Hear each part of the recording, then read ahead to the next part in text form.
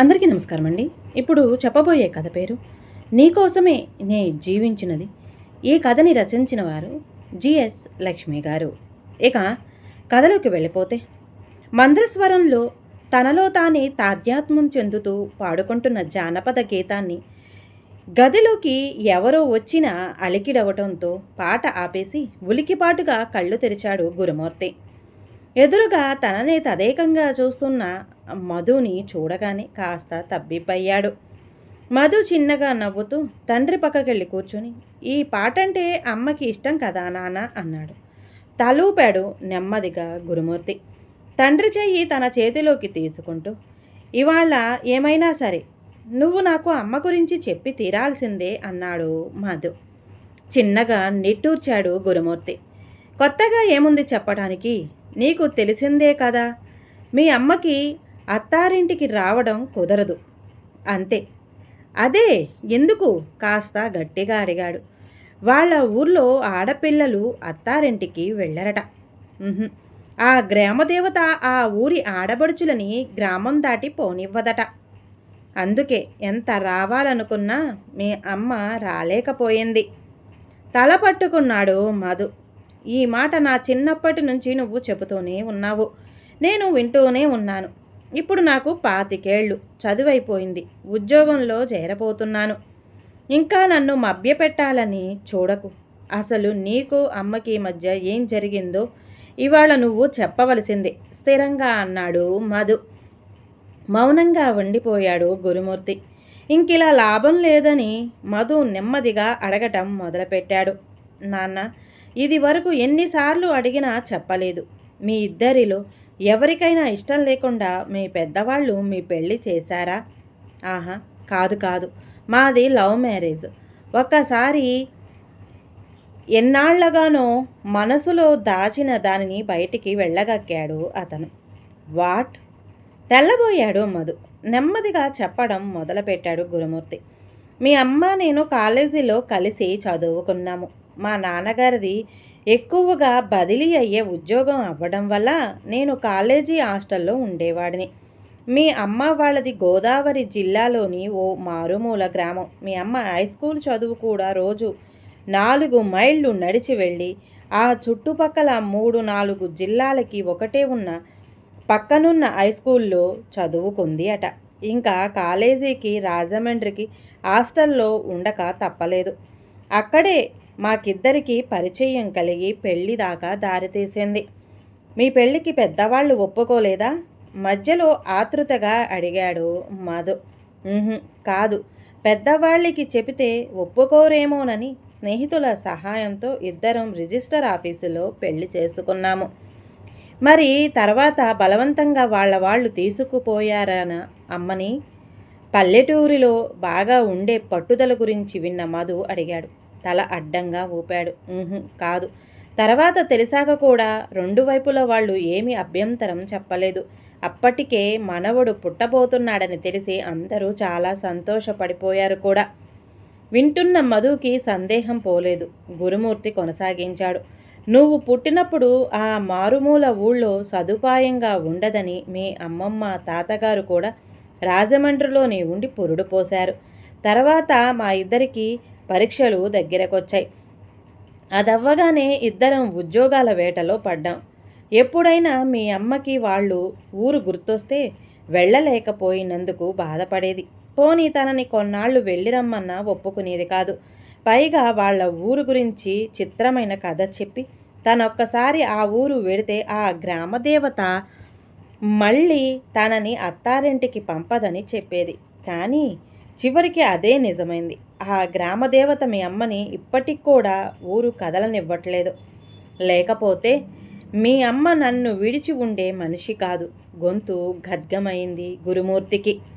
వింటున్న మధు స్థాణువయ్యాడు. ఏమిటిది? అసలేమైనా నమ్మశక్యంగా ఉందా? ఈ రోజుల్లో కూడా ఆ ఊరి ఆడపిల్లల్ని అత్తారింటికి వెళ్ళనివ్వదా ఆ గ్రామదేవత? మనం 21వ శతాబ్దంలో ఉన్నామా, లేక క్రీస్తు పూర్వంలో ఉన్నామా? మధు ఆలోచనని తెలుసుకున్నట్టుగా అతని చెయ్యి తన చేతుల్లోకి తీసుకుని గురుమూర్తి ఇలా చెప్పసాగాడు. "అందుకే ఎన్నిసార్లు మీ అమ్మమ్మ తాతగారు రమ్మన్నా కూడా మీ అమ్మ నన్ను విడిచి ఒక్కతి ఆ ఊరు వెళ్ళననేది.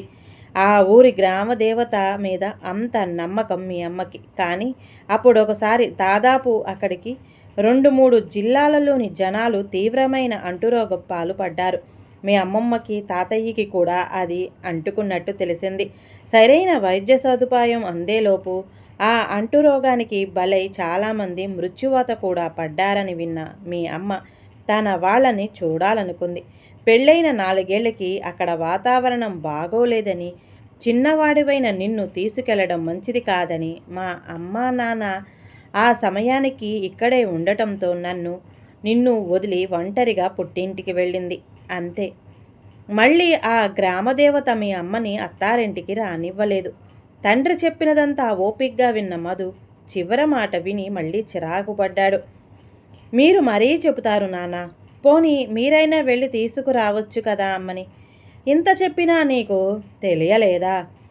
ఎవరెళ్ళినా ఆ ఊరి ఆడపిల్లలు ఆ ఊరి పొలిమేర దాటలేరు. అందుకే మీ అమ్మ నన్ను అక్కడికి అస్సలు రావద్దంది. పోనీ ఇన్నేళ్ల నుంచి ఒక ఉత్తరం కానీ ఫోన్ కాడి చెయ్యొద్దుందా ఆ గ్రామదేవత? వెటకారంగా అడిగాడు మధు. ఏమో మధు, ఆ దేవత మీద మీ అమ్మకి చాలా నమ్మకం. మీ అమ్మ ఇక్కడికి కాపురానికి రావడం వలనే మీ అమ్మమ్మగారు తాతగారు పోయారని పూర్తిగా నమ్మిందట. అందుకని నాతో సంబంధాలు పెంచుకుంటే నీకు నాకు ఏ ప్రమాదం వస్తుందోనని భయపడిపోయిందట. అందుకే మీ అమ్మ ఉత్తరాలు రాయొద్దని, ఫోన్లు చెయ్యొద్దని నా దగ్గర మాట తీసుకుంది. మీ అమ్మకిచ్చిన మాటని ఎలా దాటగలను చెప్పు? తండ్రి మాటలకి జుట్టు పీక్కున్నంత పని చేశాడు మధు. పోనీ ఆ ఊళ్ళో తెలుసున్న వాళ్ళెవరైనా ఉంటే వాళ్ళని అడగొచ్చుగా. అమ్మ ఎలా ఉందో ఏంటో. ఆ మధ్యవర్తే చెప్పాడీ మాట. ఆ పక్క ఊళ్ళోనే జిల్లా పరిషత్ ఆఫీసులో పనిచేస్తున్న రామ్మూర్తి గారి చేత మీ అమ్మ ఉత్తరం రాసి పంపింది. ఆ ఉత్తరంలో ఆ ఊరి కట్టుబాట్లని వివరంగా రాయడమే కాకుండా మరోసారి స్వయంగా ఆయన చేత చెప్పించింది. ఉత్తరం రాయడం కానీ ఫోన్ చేయడం కానీ చేస్తే తాను చచ్చినంత ఒట్టని ఆ ఉత్తరంలో తన మీద ఒట్టు పెట్టుకుంది మీ అమ్మ. మీ అమ్మ అంత ఒట్టు పెట్టుకున్నాక నేనింకా ఏం చేస్తాను చెప్పు? అందుకే నేను మళ్ళీ వెళ్ళలేదు. నీ మీదే పంచప్రాణాలు పెట్టుకుని ఇన్ని సంవత్సరాలు గడిపాను. కానీ ఇన్ని సంవత్సరాలు మీ అమ్మని తలుచుకొని క్షణం లేదు. గొంతు గద్గమైంది గురుమూర్తికి. నోట మాట రాక కూర్చుండిపోయిన మధుని చూస్తూ, మీ అమ్మంటే నాకు ప్రాణం. ఆమె గీత గీచిందంటే దాన్ని దాటే సాహసం చెయ్యను. ఆ ఊరిలోనైనా ఆమె బతికుందనే నమ్మకంతోనే నేనింకా ఇలా ప్రాణాలతో ఉన్నాను. ఆమె లేని నాడు నేను లేను. మేమిద్దరం చావులో కూడా విడిపోకూడదని ప్రమాణాలు చేసుకున్నాం. మా మధ్య ఉన్న మానసిక బంధం అంత గట్టిది. తండ్రి చెప్పినదంతా సావధానంగా వింటున్న మధు, ఇన్నాళ్ళు ఎందుకు చెప్పలేదు మీరు?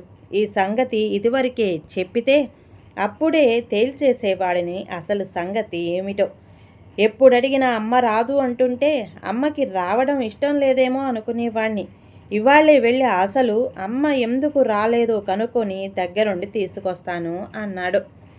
వద్దు వద్దు, దేవత కాదన్నది చెయ్యకూడదు. అది కుటుంబానికి చాలా కీడు చేస్తుంది.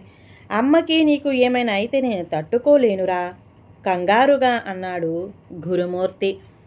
మీరు మరీ నానా, అంటే ఇన్నాళ్ళ నుండి ఆ ఊరు నుండి ఏ ఆడపిల్ల అత్తారింటికి వెళ్ళలేదంటారా? నమ్మశక్యం కాదన్నట్టు అన్నాడు మధు. గురుమూర్తి ఇంకా ఏదో చెప్పబోతుంటే తన మాటని సమర్థించుకుంటూ, పోని అమ్మ ఇక్కడికి రాకపోతే నేనైనా వెళ్ళి అమ్మని చూసొస్తా నాన్న. మిమ్మల్ని రావద్దంది కానీ అమ్మ నన్ను రావద్దనలేదుగా అన్నాడు మధు. కొడుకు మాటకి ఏమీ సమాధానం చెప్పలేకపోయాడు గురుమూర్తి. మధుకి ధైర్యం వచ్చింది. అవును నాన్న, నేను జాబ్లో చేరటానికి ఇంకా వారం టైం ఉంది. హైదరాబాదు నుంచి నిడదవోలు వెళ్ళడానికి ఒక్క రాత్రి చాలు. ఆ పక్కనే కదా ఈ ఊరు. వెళ్ళి ఒక్కసారి అమ్మని చూసి వచ్చేస్తాను నాన్న. తండ్రి చేతి మీద చెయ్యి వేసి బ్రతిమిలాడుతున్నట్టు అడిగాడు మధు. గురుమూర్తి ద్రవించిపోయాడు. పాపం 3 ఏళ్లప్పుడు వీడిని విడిచి వెళ్ళింది మంగళ. అప్పటినుంచి ఎప్పుడు అమ్మ గురించి అడిగినా తను మాట తప్పించేశాడు తప్పితే వివరం చెప్పలేదు. ఇప్పుడు కొడుకు ప్రయోజకుడయ్యాడు. తల్లిని చూడాలన్న వాడి కోరిక మన్నించడంలో తప్పేముంది? మంగళ తనని రావొద్దని ఒట్టు పెట్టుకుంది తప్పితే కొడుకును కాదు కదా. నవ్వుతూ అంగీకారంగా తల ఊపాడు. ఆ సాయంత్రమే హైదరాబాదు నుంచి నిడదవోలు బయలుదేరాడు మధు. అతను బొస్సెక్కే లోపల గురుమూర్తి పడిన హడావుడి చూసి మధు ఆశ్చర్యపోయాడు. మంగళకి ఆకుపచ్చ రంగు ఇష్టమంటూ ఆ రంగులోనే చక్కని పొట్టుచీర కొన్నాడు. హైదరాబాదు ద్రాక్షంటే ప్రాణమంటూ 4 కిలోలు పొట్లం కట్టించాడు. స్వీట్లంటే మక్కువని అన్ని రకాలు ప్యాక్ చేయించాడు. బస్సు దిగంగానే మంగళకిష్టమైన సంపెంగలు కొనమని 1కి 10 సార్లు చెప్పాడు. ఇలాగా ఒక్కొక్కసారి ఒక్కొక్క మాట మాట్లాడుతూ మధుని ఉక్కిరి బిక్కిరి చేశాడు. తండ్రిని అంత చలాకీగా చూడటం జ్ఞానం తెలిసాక అదే మొదటిసారి మధుకి. తల్లిని చూడగానే తనకి ఫోన్ చేసి ఎలా ఉందో ఏముందో చెప్పాలని మరీ చెప్పి మధుని బస్సెక్కించాడు గురుమూర్తి. రాత్రి హైదరాబాదులో బస్సెక్కిన మధుకి అన్ని సందేహాలే. తండ్రి చెప్పింది అతనికి కట్టుకథలా ఉంది తప్పితే ఎక్కడ వాస్తవానికి దగ్గరగా లేదు. ఈ రోజుల్లో ఆ గ్రామదేవత ఆ ఊరి ఆడపిల్లల్ని ఊరి పొలిమేర దాటనివ్వదనడం ఎంత హాస్యాస్పదంగా ఉంది అనుకున్నాడు. నయం, ఇప్పటికైనా తండ్రి తనకి అసలు సంగతి చెప్పాడు. ఇన్నేళ్లకి తను మళ్ళీ తల్లిని చూడబోతున్నాడు. అతనికి మనసంతా ఏదో అర్థం కాని భావనతో నిండిపోయింది. ఇన్నేళ్ల తర్వాత తను తల్లిని ఎలాగ గుర్తించటం? తనని మటుకు తల్లి ఎలా గుర్తిస్తుంది? ఎందుకు గుర్తించదు? తల్లి కొడుకుల మధ్య రూపురేఖల విలాసాలు అవసరమా? ఆమె ఎదురుపడగానే తన మనసు ఉవ్వెత్తున ఉప్పొంగదా? ఆవిడ కళ్ళల్లో ప్రేమ కడలిలా పొంగి పొరలదా? దీనికి మళ్ళీ గుర్తింపులు పరిచయాలు కూడా కావాలా? ఒకదానికి మరొకదానికి పొసగని ఆలోచనలతో మధు ఆ రాత్రంతా నిద్రలేమితో గడిపాడు. ఇంకా పూర్తిగా తెల్లవారకుండానే నిడదవోలులో చేరింది బస్సు. బస్సు దిగిన మధుకి అప్పుడే నిద్రలేస్తున్న ఆ ఊరి వాతావరణం కొత్తగా తోచింది. నిడదవోలు మరి హైదరాబాదులాగా రాత్రంతా మెలకువగా ఉండకపోయినా తెల్లారకుండానే అక్కడ కూడా మనుషుల కదలికలు మొదలయ్యాయి. హోటళ్లన్నీ అప్పటికే వేడివేడిగా కాఫీ టిఫిన్లు సిద్ధం చేసుకు కూర్చున్నాయి. పనుల మీద పొరుగురుకెళ్లే వాళ్ళు బస్సులు వెనక పరుగులు పెడుతున్నారు. చిన్నప్పటి నుంచి హైదరాబాదులో పెరిగిన మధు అదంతా కొత్తగా చూస్తూ హోటల్లో కాస్త కాఫీ తాగి వచ్చి అక్కడే ఉన్న ఒకతన్ని బ్రాహ్మణగూడెం వెళ్లే బస్సులు ఎక్కడాగుతాయండి అని అడిగాడు. బ్రాహ్మణగూడెనికి బస్సు ఎందుకండి? అగో అక్కడ షేర్ ఆటోలు ఉన్నాయి కదా, అవెక్కండి, వెళ్ళిపోతారు అన్నాడు అతను. మధు అటువైపు నడిచాడు. అటు పక్క వెళ్లే ఊర్లు పేర్లు అరుస్తూ చెబుతున్నారు ఒకతను. అందులో బ్రాహ్మణగూడెం అన్న పేరు విని బ్యాగు పట్టుకుని అదెక్కి కూర్చున్నాడు మధు. సగం మంది ఎక్కాక దానిని ముందుకు పోనిచ్చి బస్టాండ్ చివరకొచ్చాక ఆ ఆటో నడిపేవాడి పక్కన కూర్చున్న 10 ఏళ్ల కుర్రాడు మళ్ళీ అన్ని ఊళ్ళ పేర్లు చదవసాగాడు. అవేమిటో సగం అర్థమే కాలేదు మధుకి. అలాగా ప్రతి 10 అడుగులకి ఆటో ఆగుతుంటే ఆ కుర్రాడు గట్టిగా ఊళ్ళ పేర్లు చదువుతుంటే ఆ వీధి చివరకొచ్చేసరికి 7 ఎక్కవలసిన దానిలో 10 మంది దాకా ఎక్కించేశాడు వాడు. ఉక్కిరిబిక్కిరిగా అనిపించింది మధుకి. ఇంకా ఎంతమందిని ఎక్కిస్తావయ్యా విసుగ్గా అడిగాడు. ఇయాల అంతేనండి అయ్యగోరు, బ్రాహ్మణగూడెంలో జాతర గదండి, పొద్దెక్కే కొద్దీ ఇంకా ఎక్కుతారండి అంటూ సమర్థించుకున్నాడు వాడు. జాతరంటే ఏం చేస్తారు? కుతూహలంగా అడిగాడు. ఇంతలా ఉన్నారు, తేలుమంత్రం తెలియదా అన్నట్టు జాతరంటే తెలవదా తమకి? ఆశ్చర్యంగా అడిగాడు వాడు. ఆటో నడిపేవాడు వెంటనే, అరే అయ్యగారు ఇప్పుడే హైదరాబాదు బస్సు దిగారు, చూడలేదా? ఆరికెట్లా తెలుస్తుంది? అయ్యగారు జాతరంటే బ్రాహ్మణగూడెంలో ఓ దేవత ఉంటుందండి. ఆ అమ్మకి ఏడాదికొకసారి ఊళ్ళో చేసే పండుగ లాంటిదండి.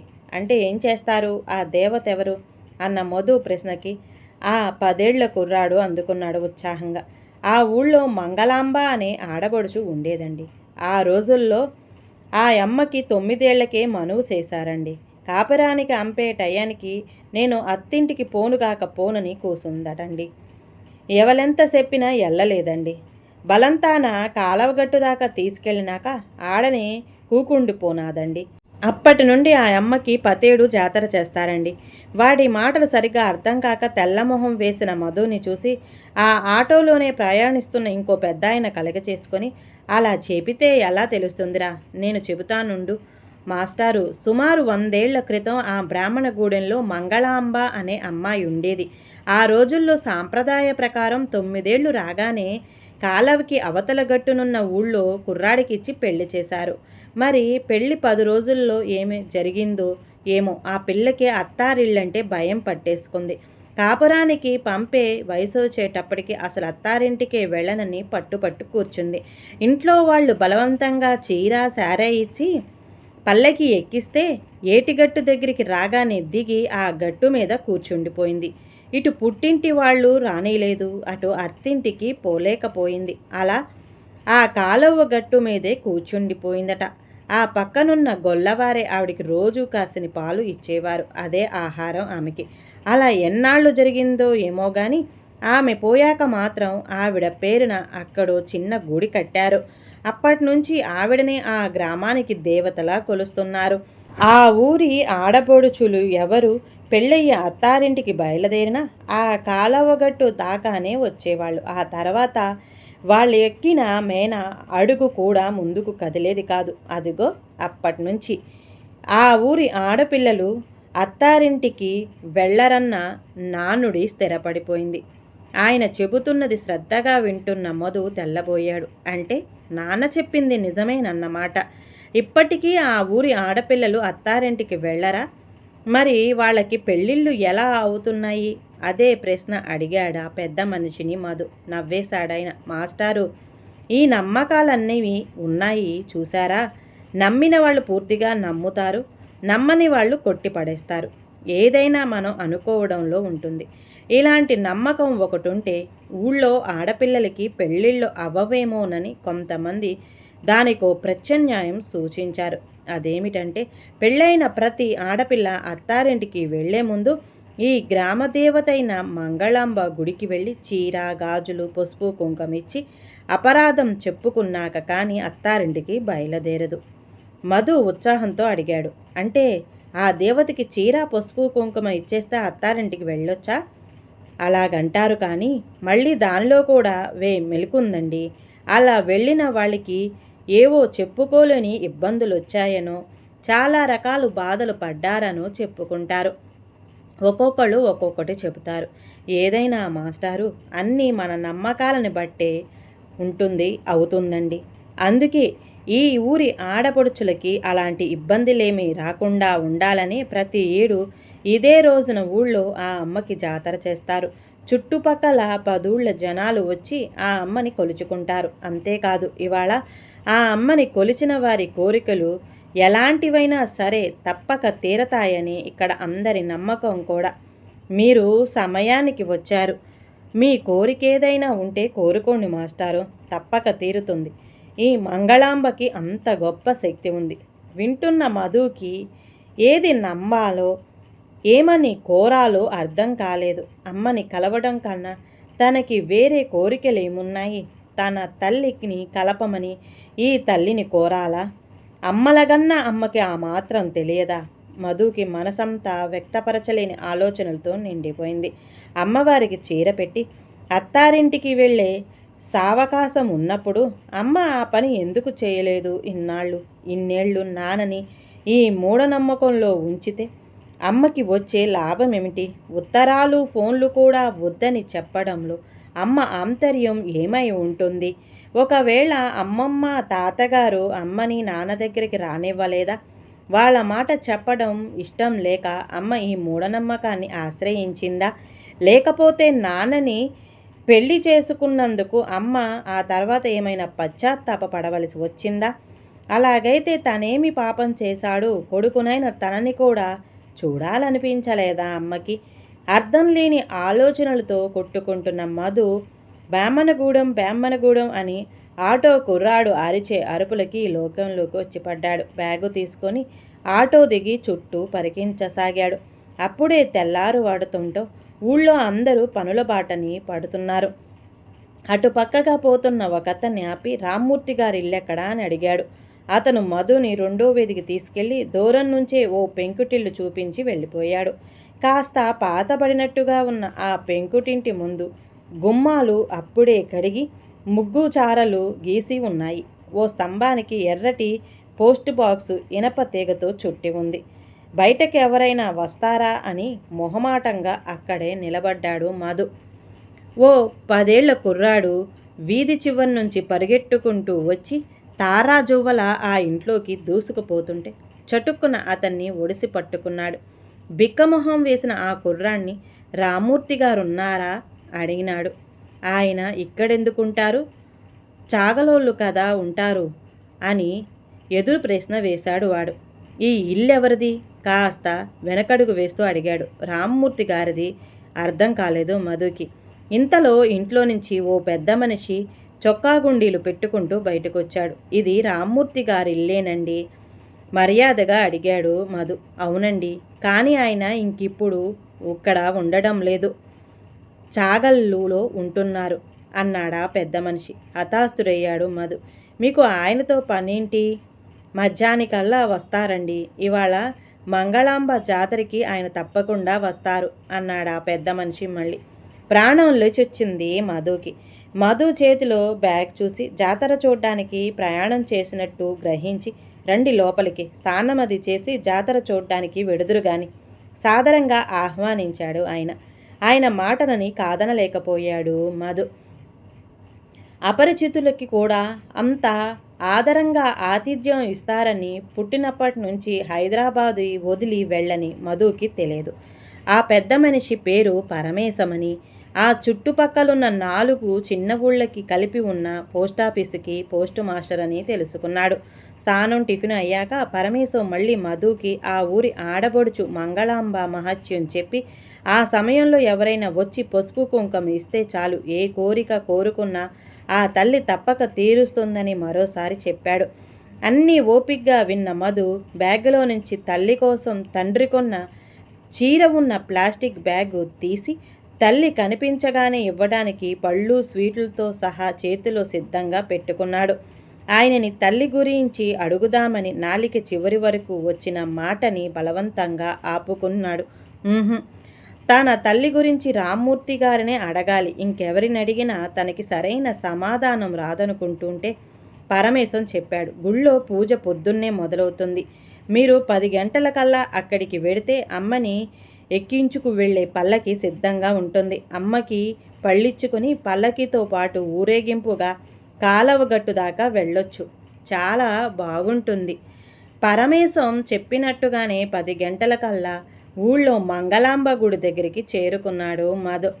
ఆ చిన్న ఊరిలో ఉన్న 4-5 వీధుల్లో ప్రతి ఒక్కరి అడుగు ఆ సమయంలో అటువైపే పడింది. గుడి అమ్మవారు అని అందరూ అంటుంటే ఏదో పెద్ద ప్రాకారం, అందులో ధ్వజస్తంభం, గర్భగుడి లాంటివన్నీ ఊహించుకున్న మధుకి అక్కడికి వెళ్ళగానే ఆశ్చర్యం వేసింది. 2 వీధులు కలిసే కూడలిలో కాస్త ఎత్తుగా గుట్టలా ఉన్న చోట చిన్న గోపురంతో ఉన్న ఒక మందిరం లాంటిది కనిపించింది. దాని ముందు 2 వీధులు అటూ ఇటూ చిన్న చిన్న దుకాణాలు, పూజకు పనికి వచ్చే కొబ్బరికాయలు, అగరబొత్తులు, పసుపు కుంకుమలని, పటికి బెల్లాలు, పేలాల ప్రసాదాల నుంచి పిల్లలు తినే జీళ్ళు, కొబ్బరుండల నుంచి వాళ్ళు ఆడుకునే బుడగలు, బొమ్మల వరకు అన్ని రకాల దుకాణాలు అప్పటికే అమ్మకాలు మొదలుపెట్టేశాయి. పొద్దున్నే ఖాళీగా కనపడిన ఆ ఊరంతా ఇప్పుడు చుట్టుపక్కల ఊళ్ళ నుంచి కూడా వచ్చి చేరిన తీర్థ ప్రజలతో కిక్కిరిసిపోయింది. ఇంతలో చాలామంది ఓ చెట్టు వైపు పరిగెత్తుతూ ఉండటంతో అది ఏమిటో తెలుసుకుందామని అటు నడిచాడు మధు. అక్కడ ఒక చిన్న పల్లకీ లాంటిది ఉంది. 4 మనుషులు ఆ పల్లకీని రంగురంగుల పూసలు పేరులతోనూ పూలదండలతోనూ అలంకరిస్తున్నారు. తళతళ మెరిసే ముచ్చి రేకులతో రకరకాల ఆకారాలు చేసి వేలాడదీస్తున్నారు. ఆ పల్లెకి లోపల కూర్చుకునేందుకు వీలుగా మెత్తటి ముఖమల్ గుడ్డలు పరుస్తున్నారు. వాటి మీద జరీ దారాలతో కుట్టిన డిజైన్లు అంత దూరం నుంచి కూడా మెరుపులు కురిపిస్తున్నాయి. ఆసక్తిగా గమనించసాగాడు మధు అవన్నీ. ఇంతలో వచ్చారు గుడిలోంచి అమ్మవారి దర్శనం చేసుకుని ఓ 4 బలిష్ఠులు. వారి జుట్టు విరబూసి ఉన్నాయి. నుదుట పొడుగ్గా గుళ్ళో పెట్టుకున్న కుంకుమ బొట్టు దర్పంగా వెలుగుతున్న దీపశిఖల్లా ఉన్నాయి. బిగబట్టి కట్టుకున్న పంచెల మీద నడుంకి అడ్డుగా మరో పంచె బిగించి కట్టారు. పొడుగ్గా ఎర్రటి సిలుకు దారంతో కట్టిన గవ్వలు, శంఖాలు, నత్తగుల్లల్లాంటివి గుచ్చిన దండలు మెడలో వేసుకున్నారు. వాళ్ళొస్తుంటే జనాలు భయభక్తులతో దారిచ్చారు. వారు వస్తుండటం చూసి అప్పటికే అక్కడున్న డోలు, బాజా వాయించేవాళ్ళు ఒక్కసారిగా వాయించటం మొదలుపెట్టారు. నలుగురు వచ్చి పల్లకికి అటు ఇటు నిలబడ్డారు. ఇంతలో గుడిలోంచి నలుగురు పెద్ద మనుషులు పాటలు పాడుతూ అలంకరించిన అమ్మవారి విగ్రహాన్ని చాలా జాగ్రత్తగా చేతుల మీద తీసుకువచ్చి ఆ పల్లకీలో కూర్చోబెట్టారు. అంతే, ఒక పెద్ద పులికేక లాంటిది వేస్తూ ఆ నలుగురు బలిష్ఠులు ఆ పల్లకిని సునాయాసంగా ఎత్తుకొని నడవటం మొదలుపెట్టారు. ముందు డోలు బాజాలు, వెనకాల గ్రామదేవత మంగళాంబ పల్లకి, ఆ వెనకాల పెద్ద మనుషులు కొందరు, ఆ వెనకాల జనం ఊరేగింపులా సాగటం మొదలుపెట్టారు. జరుగుతున్నది వింతగా చూస్తున్న మధు కూడా ఆ జనంలో చేరాడు. నెమ్మదిగా మొదలైన ఆ ఊరేగింపు ఊళ్ళో ఉన్న 4 వీధులు తిరుగుతుంటే ప్రతి ఇంటివారు ఆ దేవతకు పళ్ళు, కొబ్బరికాయలు సమర్పించుకున్నారు. 4 వీధులు తిరగడం అయ్యాక ఆ పల్లెకి కాలవగట్ట వైపు తన దిశ తిప్పుకుంది. అంతే, ఆగిపోయింది. అది చూసి బాజాల వాళ్ళ స్పీడు పెంచారు. ఓ 2 అడుగులు వేసింది, మళ్ళీ ఆగిపోయింది. పెద్ద మనుషుల్లో ఒకరు వచ్చి అమ్మవారికి ధూపం వేశారు. ఓ 2 అడుగులు వేసి మళ్ళీ ఆగిపోయింది పల్లకి. చుట్టూ ఉన్న జనాలు ఓహో అని అరుస్తుంటే బాజాల హోరులో మరో 2 అడుగులు వేసి ఆగిపోయింది పల్లకి. జరిగేదంతా వింతగా చూస్తున్నాడు మధు. అతనికి అది నమ్మశక్యంగా లేదు. ఒకవేళ కావాలని బోయీలు పల్లకిని ఆపేస్తున్నారనే నిశ్చయానికి వచ్చి ఇంకాస్త పరిశీలనగా చూడటానికి మరి కాస్త దగ్గరికి వెళ్ళాడు. బ్రోయిలు ట్రాన్స్లో ఉన్నట్టు ఊగుతున్నారు. గట్టిగా వినిపిస్తున్న బాజాలకి చెవులు బద్దలవుతున్నట్టుంది. ఆ హోరులోనే అలా కళ్ళు సగం మూసుకొని మరో అడుగేశారు బోయీలు. మరి కదల్లేదు పల్లకి. అప్పుడు అక్కడున్న పెద్ద మనుషుల్లో ఒకరు వచ్చి పళ్ళెంలో ఏదో ఘాటైన ధూపం వేసి దానిని ఆ బోయీలు మొహం మీదకి వదిలాడు. ఆ ఘాటుకి వాళ్ళు మొత్తులోకి వెళ్ళినట్టు ఊగిపోతూ మరింత బలంగా ఏటిగట్టు వైపు అడుగులు వెయ్యసాగారు. ఇలా నెమ్మదిగా పల్లెకి అడుగులో అడుగు వేసుకుంటూ కదులుతుంటే పల్లెకి వెనక జనాలు పాటలు ఆటలతో చిందులేస్తూ నడుస్తున్నారు. మధు ఈ దృశ్యాన్నంతటినీ ఒక సినిమా చూస్తున్నట్టు చూస్తుండిపోయాడు. నిజంగా ఆ బోయీలు పల్లకీని ముందుకు తీసుకెళ్ళలేకపోతున్నారో లేకపోతే తీసుకెళ్ళలేనట్టు నటిస్తున్నారో అతనికి అర్థం కాలేదు. ఏటిగట్టు కష్టపడి ఎక్కిన పల్లకి మరి కదల్లేదు. బరువుని ఇంకా మోయలేనట్టు బోయీలు దాన్ని కిందకి దించేశారు. జనాలందరూ శివాలెత్తినట్టు అరుస్తూ ఆ పల్లకి చుట్టూ తిరుగుతున్నారు. భౌతికంగా మధు చూపు అమ్మవారి వైపు ఉన్న మనసు మటుకు ఆ చుట్టూ ఉన్న పెద్ద ముత్తైదువులను పరికించి చూస్తుంది. వీరిలో ఎవరై ఉంటుంది అమ్మ? నాకెలా తెలుస్తుంది? నేను ఆమెకెలా తెలుస్తాను? కళ్ళు కలవగానే మనసులో కదలిక వస్తుందా? మనసు నిండిన ఆ అనుభూతి ఎలా ఉంటుంది? ఇన్నేళ్లు చూడాలి చూడాలి అని తపించిన మాతృమూర్తి కంటికెదురుగా నిలబడితే ఆ ఆనంద అనుభూతిని ఈ చిన్న గుండె తట్టుకోగలుగుదా? అమ్మ కనపడగానే ఏం చెయ్యాలి? ఎలా పలకరించాలి? కాళ్ళ మీద పడాలా? ఆ చల్లని చేతుల్లో మొహం దాచుకోవాలా? అసలు నోటమ్మట మాట వస్తుందా? ఉక్కిరి బిక్కిరవుతున్న ఆలోచనలతో ఉన్న మధు భుజం మీద ఎవరిదో చెయ్యి పడటంతో ఉలిక్కిపడ్డాడు. వెనక్కి తిరిగి చూసేటప్పటికి ఓ పెద్దాయన మధు అంటే అని ఆపేశాడు. అర్థమైపోయింది మధుకి ఆయనే రామ్మూర్తి గారని. అవునంటూ తలూపాడు. ఆయన మధు చెయ్యి పట్టుకుని ఆ జనంలో నుంచి తప్పించి వారికి దూరంగా కాలవగట్టు మీదున్న ఓ చెట్టు కిందకు తీసుకొచ్చాడు. అమ్మ, మా అమ్మ. మధు నోట్లో నుంచి మాటలు స్పష్టంగా బయటికి వచ్చాయి. కూర్చో బాబు, మీ నాన్నగారు ఎలా ఉన్నారు? తాపీగా అడిగారాయన. బాగున్నారు. మా అమ్మని చూపించండి. ఎక్కడుంది? ఆ జనాల్లో ఎక్కడుంది?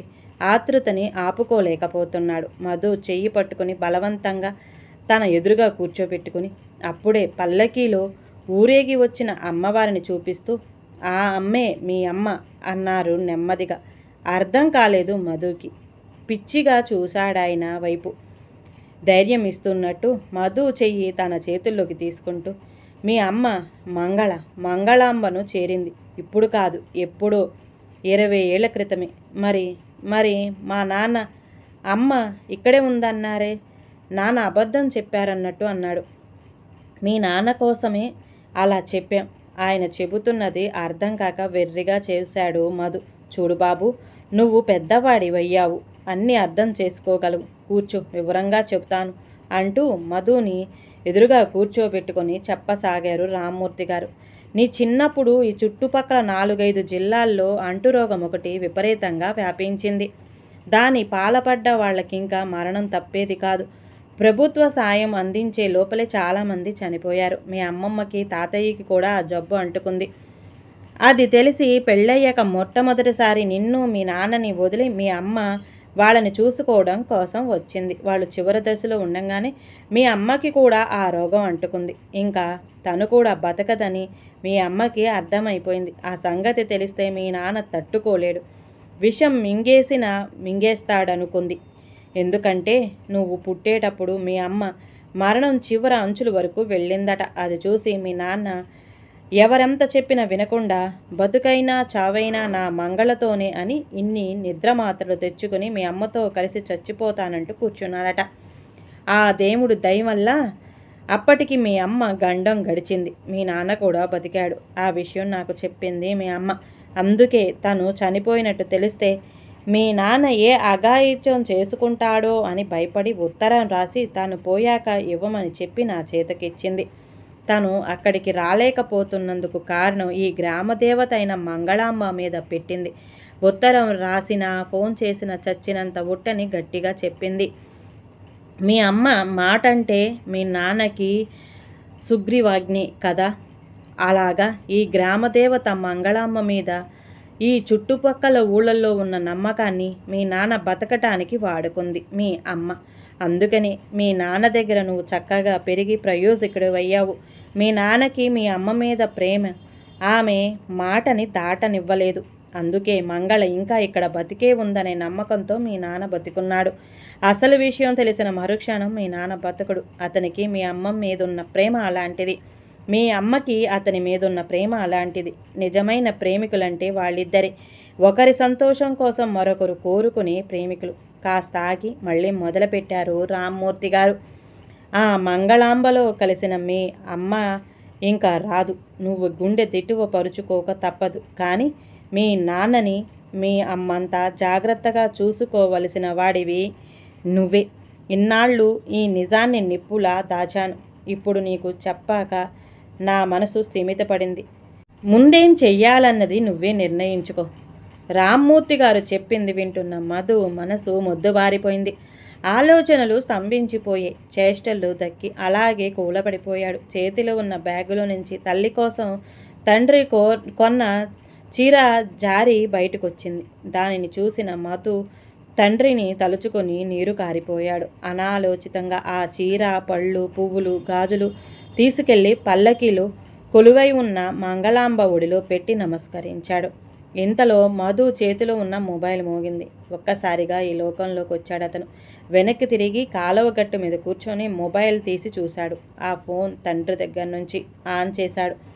నానా మధు, జాగ్రత్తగా వెళ్ళావా? మీ అమ్మ కనిపించిందా? ఎలా ఉంది? నా గురించి ఏమడిగింది? అవతల నుంచి ప్రశ్నలు బాణాల్లా వస్తున్నాయి. మధు గుండె కూడ తీసుకున్నాడు. గొంతు సవరించుకున్నాడు. ఉబికి వస్తున్న దుఃఖాన్ని నీలకంఠునిలా గొంతులోనే అదిమేశాడు. బలవంతంగా కంఠంలోకి మృదుత్వాన్ని, సంతోషాన్ని తెచ్చుకున్నాడు. కలిశాను నాన్న. నన్ను చూసి చాలా సంతోషించింది. నీ గురించి చాలా చాలా అడిగింది. అసలన్ని కబుర్లు నీ గురించి. ఈ గ్రామదేవత వల్ల కానీ లేకపోతే నేను ఇక్కడెందుకుంటాను అంది నాన్న. ఒక్కొక్క మాటను బలవంతంగా గొంతులోకి ఆనందం తెచ్చుకుంటూ చెప్పాడు. అవతల నుంచి కాసేపు నిశ్శబ్దం. నానా నానా ఆతృతగా పిలిచాడు. గురుమూర్తి నెమ్మదిగా పలికాడు. నాకు తెలుసురా, మీ అమ్మకి నేనంటే చాలా ఇష్టం. ఆ దేవత వల్ల మనిషి అక్కడ ఉండిపోయింది. కానీ నిజానికి మీ అమ్మ మనసు ప్రతి క్షణం నాతోనే ఉంటుందిరా. నాకు తెలుసు. చక్కగా మీ అమ్మతో గడిపిరా. వచ్చాక మర్చిపోకుండా కబుర్లన్నీ చెప్పాలి సుమా అంటూ ఫోన్ పెట్టేశాడు గురుమూర్తి. నిండుగా ఉన్న ఆ గొంతులోని ఆనందాన్ని విన్న మధుకి కన్నీళ్ళు ఆగలేదు. నాన్న, నాకు నువ్వు కావాలి నాన్న, నువ్వు కావాలి. అమ్మ లేకుండానే ఇన్నేళ్ళు బతికానంటే నీ వల్లే నాన్న. నువ్వు లేకుండా అసలుండలేను నాన్న. అందుకే అందుకే అమ్మ లేదనే విషయాన్ని నీకు చెప్పను. అమ్మలాగే నేను నిన్ను మోసం చేస్తున్నాను నాన్న. కారణం కూడా అమ్మ చెప్పింది. అమ్మ లేదంటే నువ్వు ఉండవు. అమ్మ లేని నేను నిన్ను కూడా పోగొట్టుకోలేను. నువ్వు సంతోషంగా నూరేళ్ళు ఉండాలి. ఈ మంగళాంబ దేవత మనల్ని ఈ విధంగా ఆదుకుంది. అందుకు ఆ అమ్మకి ఏమిచ్చినా రుణం తీరదు అనుకుంటూ ఆ దేవత వైపు తిరిగి మనస్ఫూర్తిగా 2 చేతులు జోడించాడు మధు. ఈ కథ కనుక నచ్చితే ప్లీజ్ అండి లైక్ చేయండి. అలాగే ఛానల్ని సబ్స్క్రైబ్ చేసుకోవటం మాత్రం మర్చిపోమాకండి. మీ విలువైన అభిప్రాయాన్ని కామెంట్ బాక్స్లో కామెంట్ చేయండి. అందరికీ ధన్యవాదాలండి.